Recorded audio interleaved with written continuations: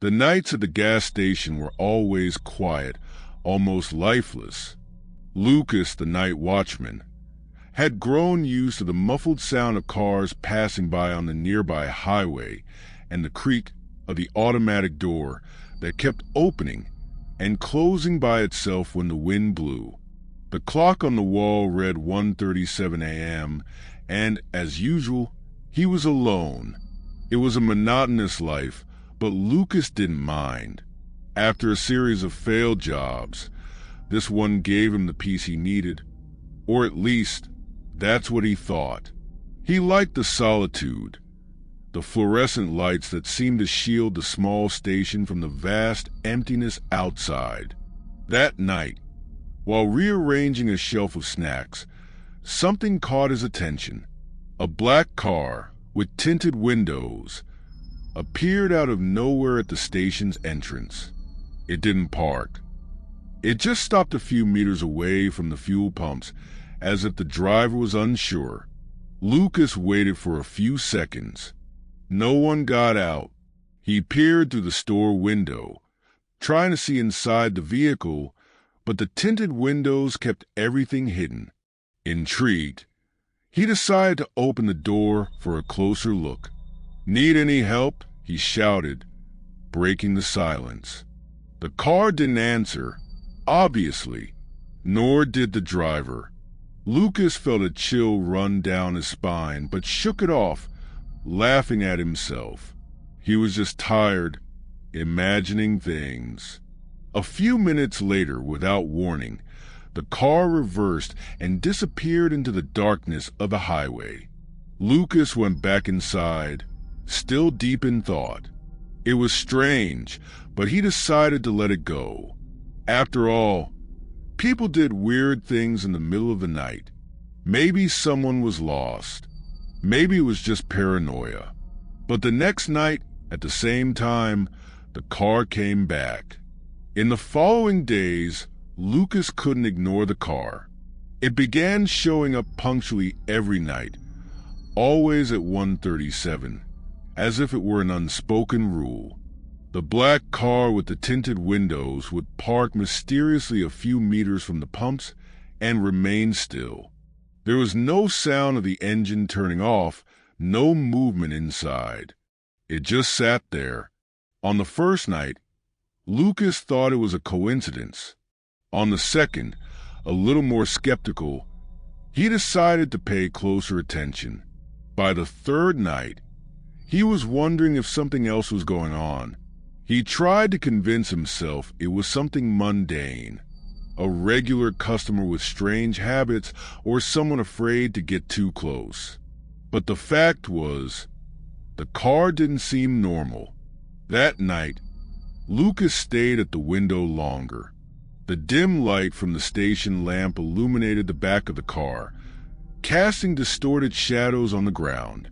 The muffled sound of his old radio, always tuned to the same news station, seemed to interfere with some frequency, creating static in the air as if the car had some kind of influence.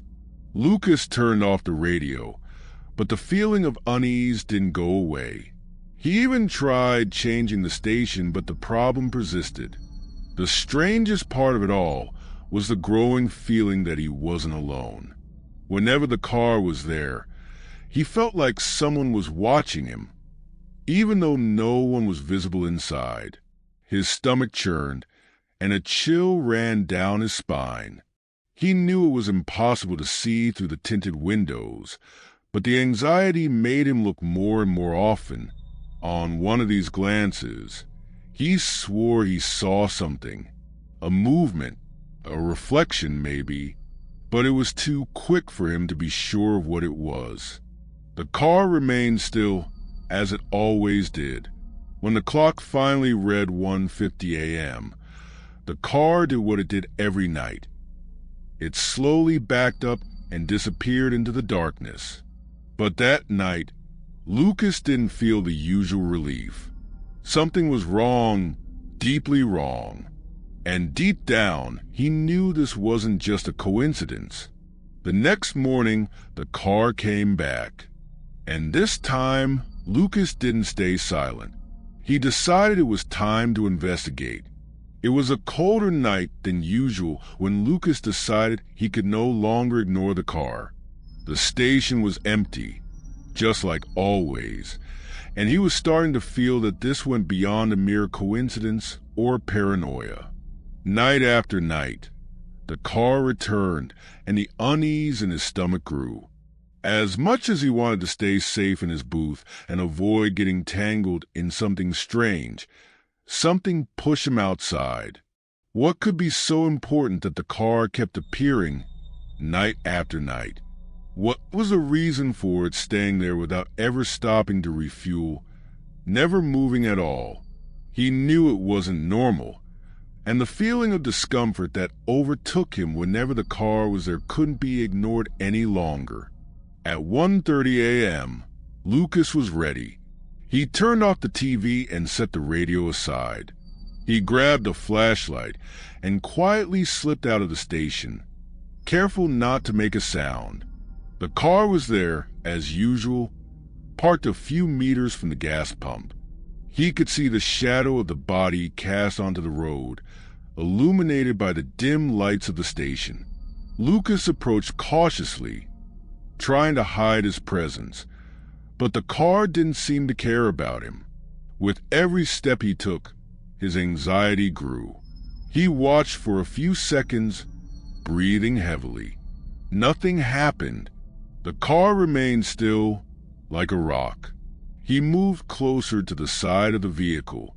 He tried to peek through the window, but the dark glass prevented any view inside. The pressure in his chest increased. Doubt and fear overtook his thoughts. What was he supposed to do? Just go back inside and wait for the car to leave?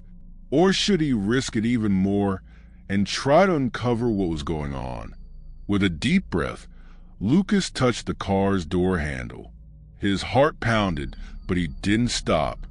The door was locked. He expected that. But what made him even more nervous was the fact that, when he looked at the rearview mirror, he noticed someone was watching him. The details of the reflection were hard to make out, but the shadow of a figure seemed to be slowly moving in the back seat.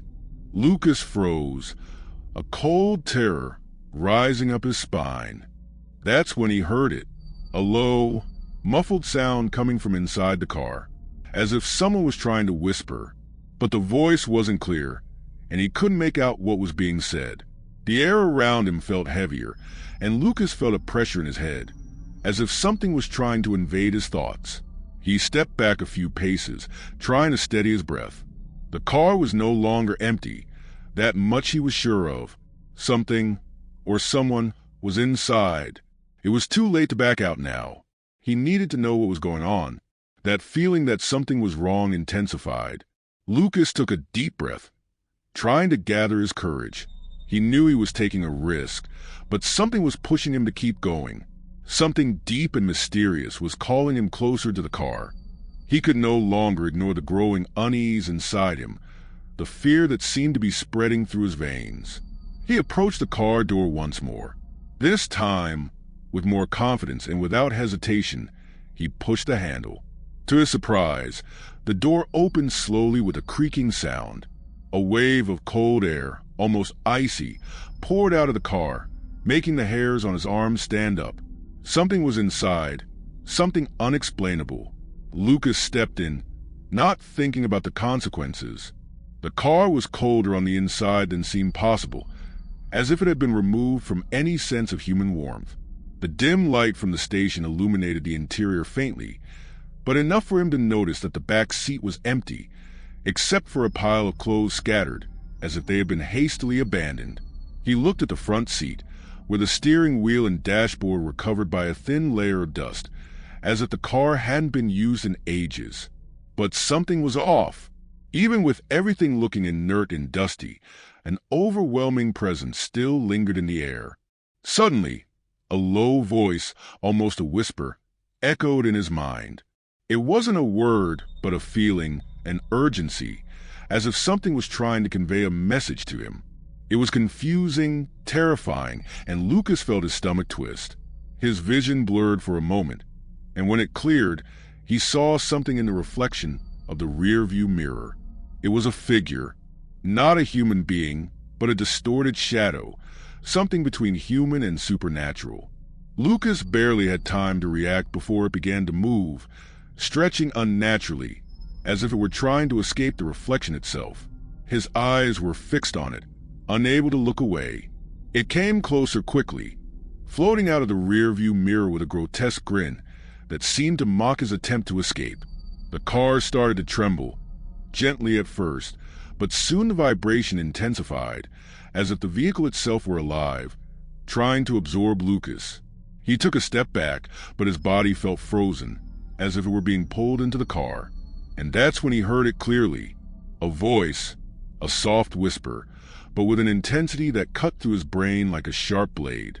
"Don't look back." Lucas's heart almost stopped. He didn't know what it was, but he was certain his life was about to change forever. He froze. The voice, distant yet so close, echoed in his mind with terrifying clarity. "Don't look back."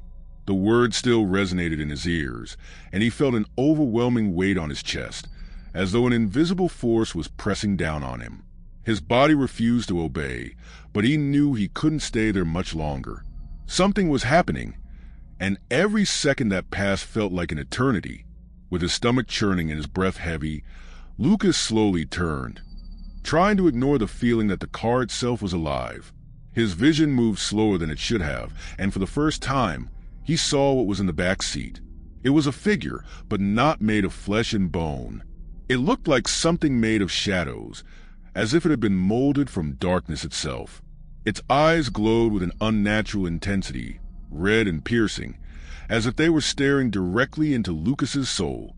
But what terrified him more was the feeling that the eyes were aware of him, as if it were watching him with meticulous, calculating attention. The air felt thick, as if time had stopped. Lucas knew he shouldn't look any further, knew that what was behind him was something that should never be seen. But against his will, he felt his eyes drawn to it, pulled by some inexplicable force. When he looked, he saw the thing moving. It wasn't crawling or walking, but floating, as it defied the laws of physics. It moved slowly towards Lucas, its face twisted into a smile, and its flaming eyes never leaving his. He couldn't move. His mind was in a panic, but his body felt paralyzed, immobilized by the presence of that being. The terror that surrounded him was overwhelming. He knew there was no way out, that the car wouldn't let him go. The door was shut, the window seemed sealed, and the figure kept coming closer. He felt a chill crawl up his spine, and fear consumed his thoughts. Reality seemed to crumble around him. Then he heard it again, the whisper louder, more insistent, as if it were inside his head. "You can't leave." The truth hit him all at once, overwhelming. The car wasn't just a vehicle. It was a prison, a trap designed to keep anyone who dared investigate what was happening. And Lucas, unknowingly, had been the next one. He tried to scream, but his voice wouldn't come out. Fear had paralyzed him. The figure was now right in front of him, and he could clearly see its grotesque smile, a smile that didn't seem human. Its red eyes glowed with an indescribable malice, and the feeling of being consumed by darkness grew stronger with every passing second. Lucas felt his vision blur, his body weakening. He was losing the battle against the fear, against the supernatural presence that had taken hold of him. But just before everything was swallowed by the darkness, he had one final vision. The rearview mirror distorting, as if the car was turning into a giant mouth, ready to devour everything. And then darkness took over. Lucas woke with a jolt, his heart pounding wildly in his chest. He was back at the station, sitting in the seat of his booth, his eyes still wide with panic. But as he looked around, something felt off. The station was empty, silent, as if the world had stopped for a moment. The clock on the wall read 4:32 a.m., but there was no sign of time having passed. He touched his face, feeling the cold sweat on his skin, and quickly stood up, still dazed. Something was very wrong. He clearly remembered the car, the dark figure watching him, the whisper that echoed in his mind. But now, it seemed like none of that had happened. He moved toward the window, looking outside. The road was deserted as always, and the station was still empty. But when his eyes fixed on the entrance, something made him freeze. The car was there, parked just like always, waiting for something. But now, Lucas knew the truth. He hadn't escaped. The car was waiting for his return. A wave of dread surged through him, and he backed away from the window. The air felt heavy, as if something was drawing closer, but he didn't know what it was. Every part of his body screamed for him to run, but he couldn't. The car was calling him, and he felt that if he tried to escape, he would never be able to break free from the presence that surrounded him. The radio, which had been silent until then, suddenly emitted a low static, and a distorted voice, almost unrecognizable, came through the waves. "You can't escape. The station is yours now." Lucas felt the ground tremble beneath his feet, and for a moment, he almost believed the station was alive, like some kind of entity that was trapping him. He ran to the door, trying to get out, but it was locked. No matter what he did, the station was closed to him. He looked at the car, and its eyes were there, fixed on him. No more shadows. Now, the eyes glowed with a vivid red, as if they were watching his soul, waiting. "It's not a matter wanting. It's a matter of fate," Lucas heard, now clearer than ever, and that's when he understood. The station, the car, all of it wasn't just an illusion. They were trapped in an endless cycle, and he was the next victim. Dragging his feet across the floor, he walked toward the door again. But before he could reach the doorknob, the car started. Slowly, the vehicle began to move, and the sound of its tires breaking the silence of the night echoed. When he looked outside again, the car had disappeared, but it hadn't left. The station was now in the same place, but Lucas knew he was trapped just like everyone before him, and the car was always waiting. Lucas didn't know how long he had been there. What had once seemed like an ordinary night now stretched on for eternity. The station was empty, but he felt an invisible presence, as if something was watching his every move. Fear had become a constant, like a shadow that dragged behind him. There were no certainties anymore, only one inescapable truth. He was trapped there, and everything around him was part of a trap that would never stop repeating. He stepped away from the window, but the feeling of being watched didn't go away. The air inside the booth felt dense, like it had grown heavier with time. He tried to move, but his legs were weak, and each step he took felt like a struggle against something bigger, something beyond his understanding. The clock, which had once seemed indifferent to the passing of time, now marked 4:32 a.m. again, and when he looked toward the entrance, the car was there, the same car, stopped, waiting. But now Lucas knew. He knew it wasn't just the car that was waiting. He was, too. The sound of the tires rolling on the asphalt echoed like a summons, and suddenly, he was overwhelmed by a feeling of inevitability. The car was in motion, gliding slowly down the deserted road, heading toward the station. Every turn of the wheels seemed to mark a cycle, a repetition of something he couldn't understand but felt deeply in his soul. Lucas tried to fight against the feeling of being dragged back to that place. He tried to open the door, but it was locked, just like always. The distorted voice from the radio echoed in his mind again. The cycle never ends. You belong to it now. He wanted to scream, but his throat was dry. He wanted to run, but his legs were frozen. The car was getting closer and closer, and he knew there was no way out. Nothing in his life would ever make sense again. Everything he had known, everything he had been, was now part of that nightmare. The car's headlights sliced through the darkness, casting a cold, relentless light on his face. He closed his eyes, trying to block the sight, but he knew it was in vain. The car was there to take him. He had no more control, no more choices.